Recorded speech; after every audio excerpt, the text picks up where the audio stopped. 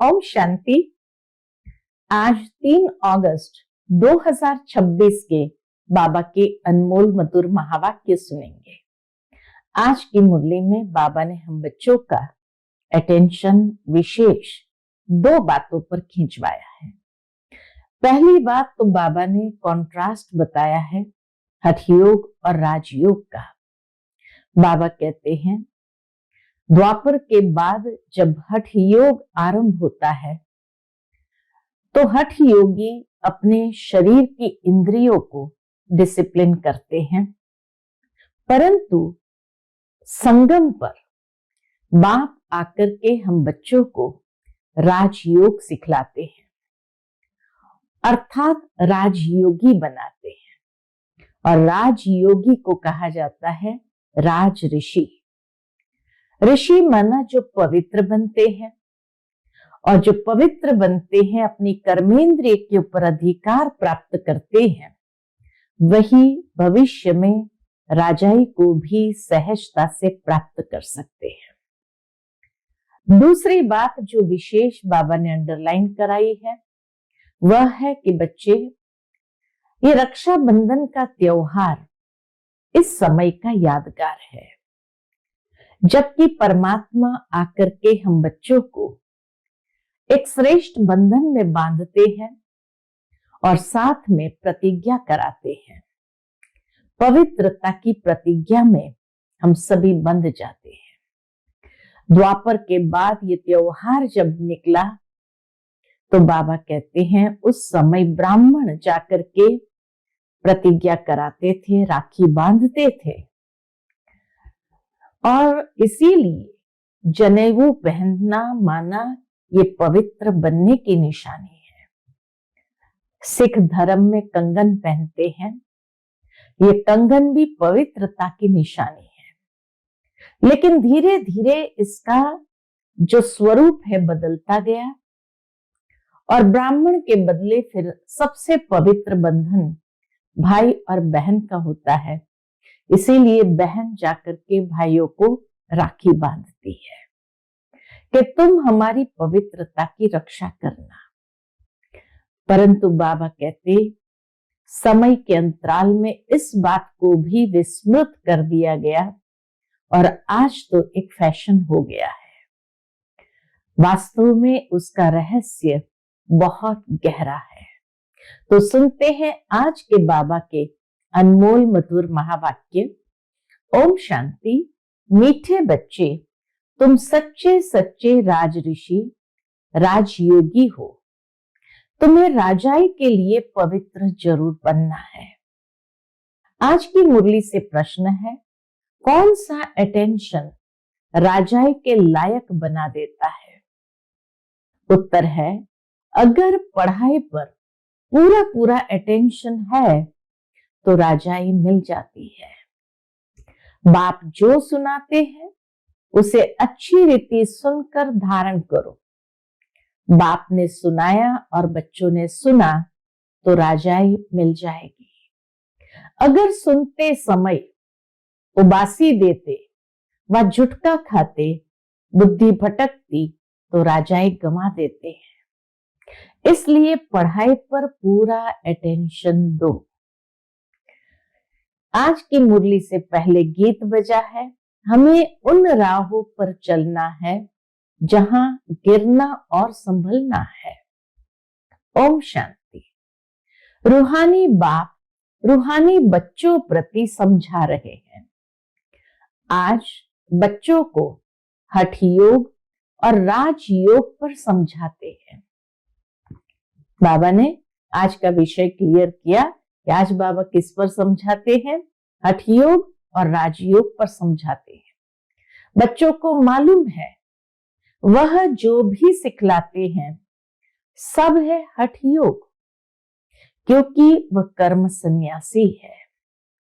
वास्तव में गृहस्थियों को हठ योग कर्म सन्यास सीखना नहीं है, वह तो है ही निवृत्ति मार्ग। सन्यास धर्म वह तो निवृत्ति मार्ग है, वह धर्म ही अलग है। तुम्हारा धर्म देवी देवता धर्म है, जिन देवी देवताओं ने राजयोग से ही राज्य पाया है, अभी तुम राज ऋषि हो। संगम पर हम सभी राज ऋषि बनते हैं। ऋषि उन्हों को कहा जाता है जो पवित्र रहते हैं। तुम अभी पवित्र हो। अगर पवित्र न रहे तो उनको ऋषि नहीं कहा जाता। तुम राजाई पाने के लिए पवित्र बनते हो। वह कोई राजाई पाने के लिए पवित्र नहीं बनते।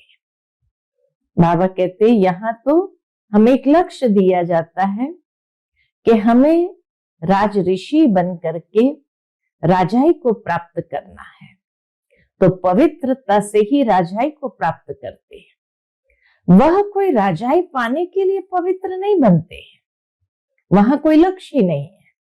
तुम जानते हो कि पवित्र दुनिया में हमको पवित्र राजाई थी।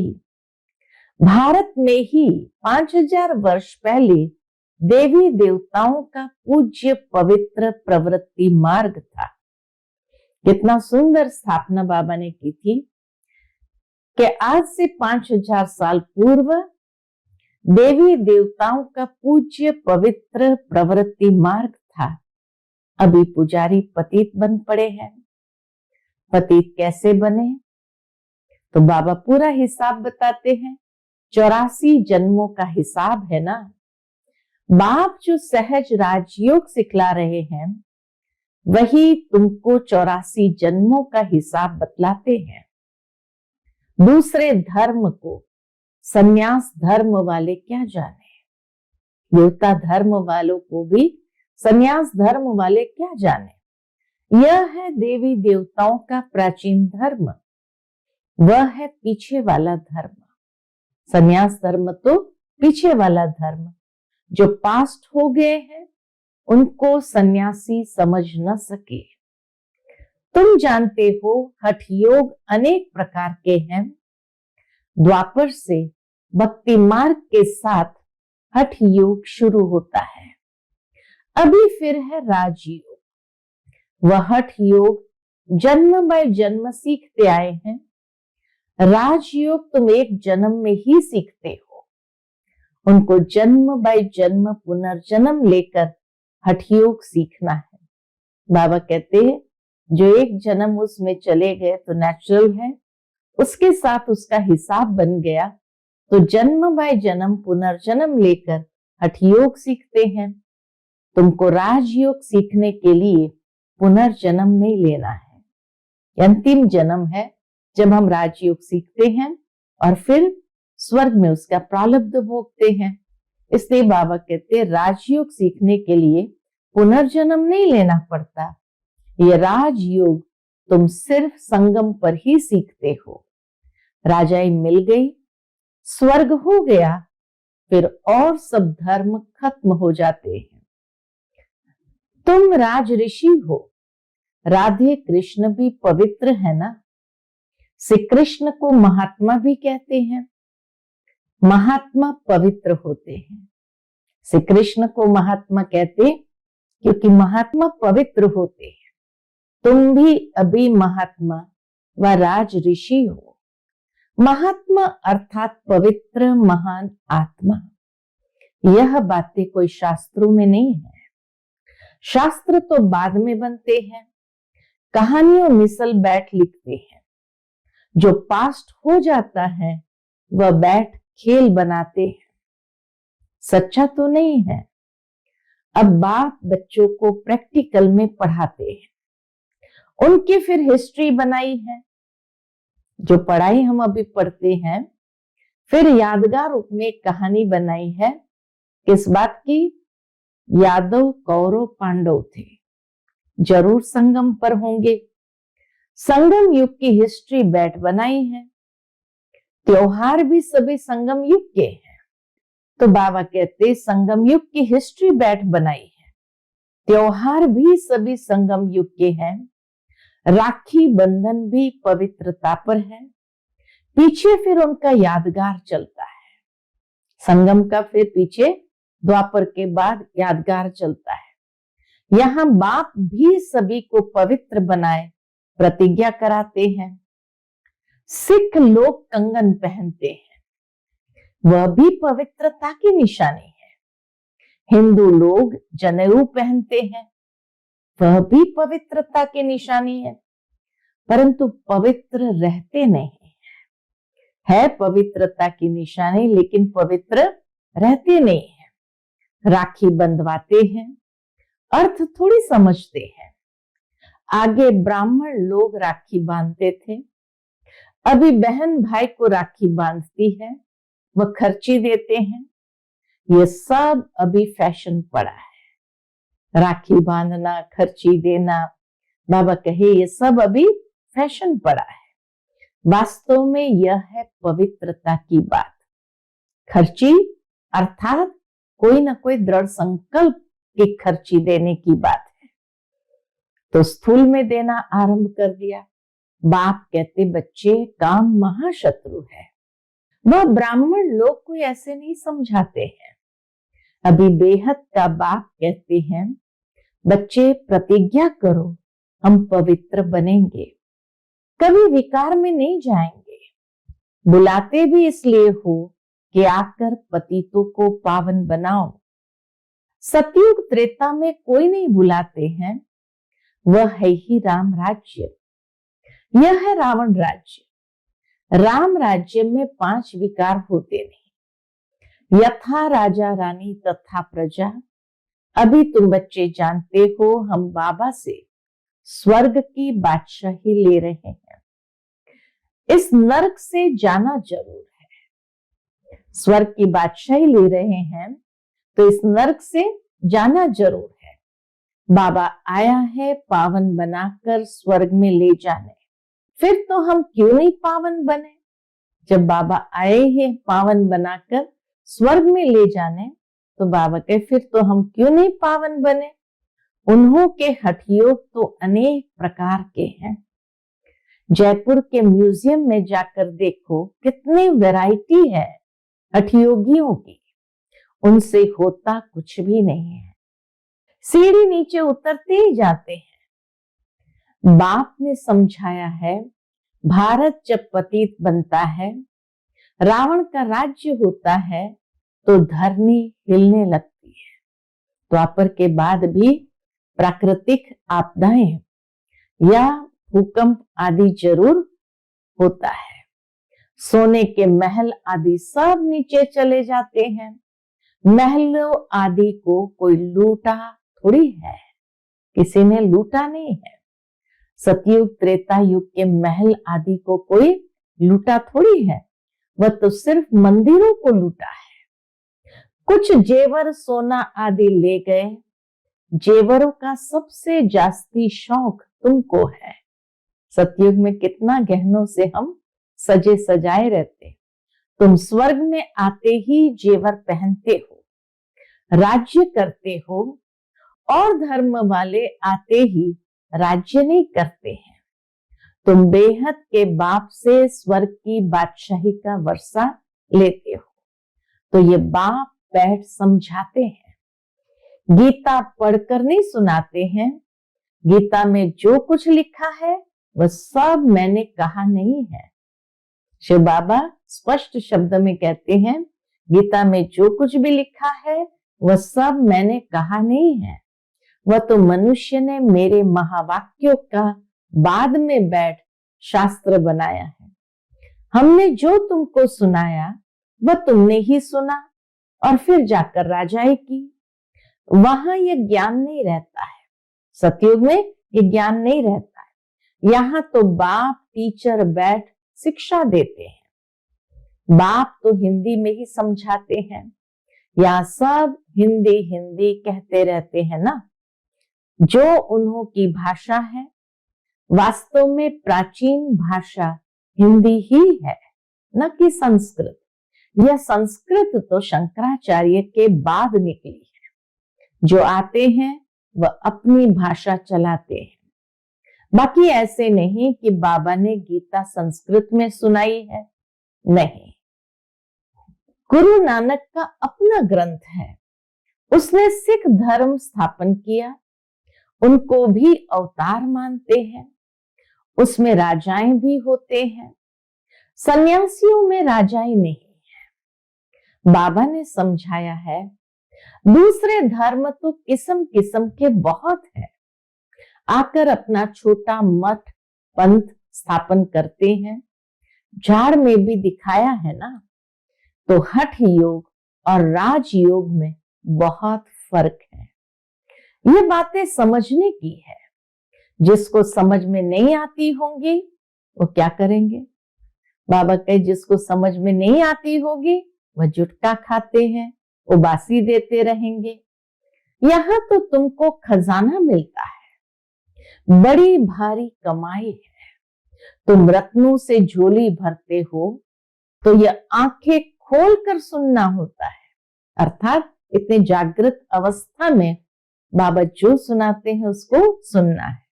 झुटके खाते रहेंगे या बुद्धि बाहर भटकती रहेगी तो वह राजधानी पा न सके।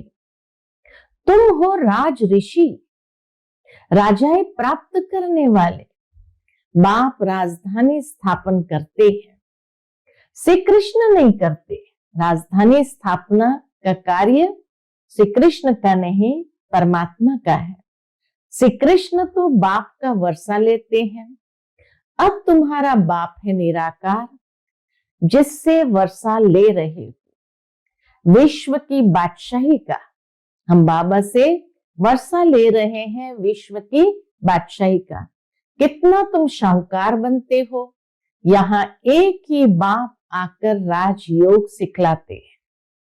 सो भी घूमो फिरो खाओ पियो, सिर्फ बाप को याद करो। शाहूकार जरूर अच्छी रीति खाएंगे, वह तो अपनी कमाई का फल खाते हैं। मालपूड़ा खाओ या रोटी खाओ, याद करो बाप। बाबा कहते मालपूड़ा खाओ या रोटी खाओ लेकिन याद करो बाप को। बल कुछ भी खाओ, पैसे तब किसके लिए हैं? बाबा कोई मना नहीं करता है। बाबा कोई खाने पीने आदि के लिए भी मना नहीं करता है। सिर्फ बाप से योग लगाना है। इस राजाई स्थापन करने में खर्चा नहीं है। उस लड़ाई आदि में कितना खर्चा होता है, एरोप्लेन पर कितना खर्चा होता है। गिरते हैं तो एकदम खत्म हो जाते हैं, कितना नुकसान हो जाता है। तो बाप कहते चलते फिरते बाप को याद करो। स्वदर्शन चक्र फिराते रहो। हमने 84 जन्म पूरे किए हैं, अब चले वतन की ओर। बाबा कहते 84 जन्म पूरे किए, अब चले वतन की ओर। घर जाकर फिर आए राजाए करेंगे। तुम एक्टर्स हो ना। वह 22 कोट तो 2-2.5 घंटा चलते हैं। ये बेहद का नाटक 5000 वर्ष चलता है। इनको मनुष्य ही जान सकते हैं। यह दुनिया है कांटों का जंगल। बड़े ते बड़ा कांटा है विकार का, जो आदि मध्य अंत दुख देते हैं। दूसरे नंबर का कांटा है क्रोध। उनकी निशानी ये महाभारत लड़ाई देखो। कोई बात में गुस्सा आया तो झट बॉम्ब शुरू कर देंगे। अभी तो ऐसे ऐसे बॉम्ब्स बनाए हैं जो बात मत पूछो। सतयुग में कोई लड़ाई आदि होती नहीं। संगम पर ही यह महाभारत लड़ाई दिखाई है। दूसरे कोई शास्त्र में लड़ाई की बात ही नहीं है। न वेदों में लड़ाई की बात है और कोई शास्त्र में लड़ाई की बात ही नहीं है। वहां तो सारे विश्व के तुम मालिक रहते हो, लड़ाई की बात हो न सके। शास्त्रों में असुर और देवताओं की लड़ाई दिखाई है। बाबा कहते शास्त्रों में असुरों और देवताओं की लड़ाई दिखाई है, परंतु देवताएं अहिंसक है। तुम योग बल से विश्व के मालिक बनते हो। यह है साइलेंस बल। इसमें कुछ तुमको बोलना नहीं है। साइलेंस बल में कुछ बोलना नहीं है। याद के बल से तुम बाबा से विश्व की बादशाही लेते हो। फर्क देखो कितना है। साइंस बल से विनाश होता है, उसी ही साइंस से फिर सतयुग में सुख देखेंगे। तो साइंस दोनों काम करती है। विनाश का कार्य भी करती है। और फिर वही साइंस सतयुग में सुख देखेंगे। साइंस से इन्वेंशन करते हैं, वह तो सुख के लिए करते हैं। यह भी आकर कुछ ज्ञान लेंगे, साइंस वाले भी आकर कुछ ज्ञान लेंगे। प्रदर्शनी में तो सब आते हैं, आगे चल सब आएंगे। तुम्हारे इस साइलेंस बल का आवाज निकलेगा। तुम प्रश्न पूछते हो, गीता का भगवान कौन? ऐसे प्रश्न कोई पूछ न सके। जहां ये प्रश्न लिखते हैं तो उनके साथ चित्र भी दो। गीता का भगवान परम पिता परमात्मा या श्री कृष्ण, जो पूरे 84 जन्म लेते हैं। पतित से पावन बनाने वाला तो एक बाप ही है। तुमने 84 जन्म लिए हैं। तुम अपने जन्मों को नहीं जानते हो। एक्टर्स को पता तो होना चाहिए ना कि हम 84 जन्म कैसे लेते हैं। सन्यासियों का धर्म ही अलग है। भारतवासियों को अपने धर्म का पता न होने कारण और धर्म में जाते रहते हैं। किसी गुरु की आशीर्वाद से किसको धन मिल गया तो उनके पीछे चटक पड़ेंगे। फिर देवाला निकला तो कहेंगे खुदा की भाभी। बच्चा मिला बहुत खुशी होगी। अच्छा 10-12 दिन के बाद बच्चा मर गया तो कहेंगे ईश्वर की भाभी। इनको जिंदा करना हमारे हाथ में नहीं है। बाबा के बहुत ऐसे मिसाल देखे हुए हैं, ऐसे ऐसे बहुत होते हैं। यहाँ तो बाप बैठा है। बाप बच्चों को समझाते हैं, मीठे मीठे बच्चों पावन बनो। मुख्य बात है पावन बनने की। याद है जब महाभारत लड़ाई लगी थी तो द्रौपदी ने पुकारा था, बाबा हमको ये दुशासन नंगन करते हैं, हमको इनसे बचाओ। 5000 वर्ष की बात है। इन अबलाओं पर अत्याचार इस विश्व पर ही होते हैं। कई तो स्त्रियां भी ऐसी होती है जो विष बिगर रह नहीं सकती। उन्हों का नाम भी रखा हुआ है सुपर्णखा, पूतना। जो विष के लिए तंग करते हैं वह है कंस, जरासंधी, शिशुपाल। ये सब विनाश को तो पाने ही है। इस समय है आसुरी रावण राज्य, फिर होगा ईश्वरीय राज्य।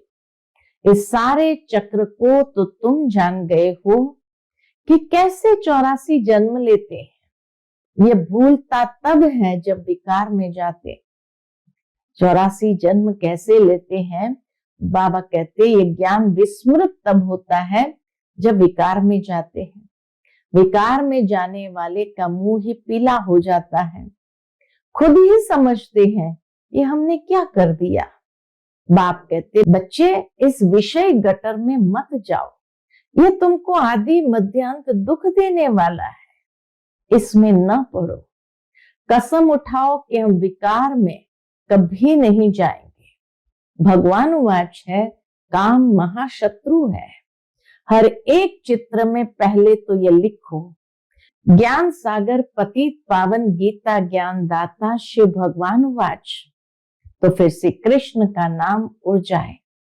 हमको गीता का भगवान बैठ ये बतलाते हैं, वही ज्ञान हम लेते हैं। भगवान ही आकर नई दुनिया स्थापन करते हैं और पुरानी दुनिया का विनाश होता है।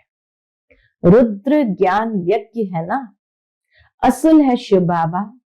रुद्र बाबा नहीं कहेंगे। बॉम्बे में बाबूरी नाथ का भी मंदिर है। अब बबूल कहा जाता है कांटों को। बाबूरी नाथ नाम क्यों रखा है ये कोई समझते नहीं है। चित्र तो शिव का ही है, बाकी तो अनेक नाम रख दिए हैं। शिव बाबा ही आकर कांटों के जंगल को फूलों का बगीचा बनाते हैं। वही तुम्हारा बाबा है। शिव बाबा आकर कांटों के जंगल को फूलों का बगीचा बनाते हैं, वही तुम्हारा बाबा है। उनका नाम है शिव। शिव परमात्माय नमः, ब्राह्मण देवी देवताय नमः। अक्षर बिल्कुल क्लियर है। अब वह परम पिता परमात्मा बैठ इस रथ द्वारा समझा रहे हैं, हूबहू जैसे लौकिक बाप समझाते हैं बच्चे।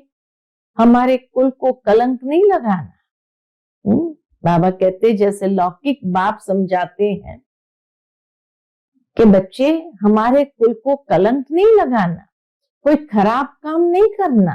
ये बाबा भी कहते बच्चे विकार में तो कभी नहीं जाना, पवित्र बनने बिगर स्वर्ग में ऊंच पद पा नहीं सकेंगे। बहुत जबरदस्त कमाई तुम कर रहे हो, बाकी सब गंवा रहे हैं। बल कोई के पास पदम है, बड़े बड़े महल बना रहे हैं, लाखों रुपए खर्च करते हैं। तुम समझते हो वह सब waste of time, waste of money है। ये कुछ काम नहीं आएगा, सब खत्म हो जाएगा। वह तो समझते हैं 10-12 हजार वर्ष चलेंगे। तुम बच्चे जानते हो मौत तो सामने खड़ा है, सिर पर। थोड़े समय के अंदर ये अर्थक्वेक आदि हो सब डामाडोल हो जाएगा। अर्थक्वेक आदि में अनगिनत मर जाते हैं। अब तो विनाश होना ही है।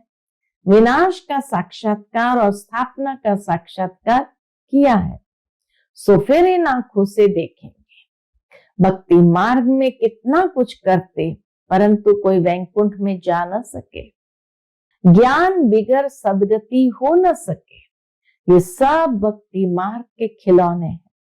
बाबा कहते ये सब भक्ति मार्ग के खिलौने हैं, बाकी असल में ज्ञान के बिगर गति नहीं हो सकती है। अच्छा, मीठे मीठे सिकिलते बच्चों प्रति माता पिता बाप दादा का याद प्यार और गुड मॉर्निंग।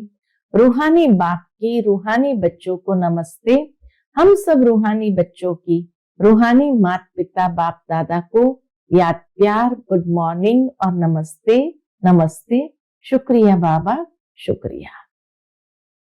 आज की मुरली से धारणा के लिए मुख्य सार है। पहली पॉइंट, कुल कलंकित करने वाला कोई भी खराब काम नहीं करना है। पवित्र बनने की अपने आप से प्रतिज्ञा करनी है। दूसरी पॉइंट, अब अपना टाइम मनी वेस्ट नहीं करना है। फूलों के बगीचे में चलने के लिए कांटे निकाल देने हैं। आज का बाप दादा का मधुर वरदान हम बच्चों के प्रति है। अलौकिक खेल और खिलौनों से खेलते हुए सदा शक्तिशाली बनने वाले अचल अडोल भव।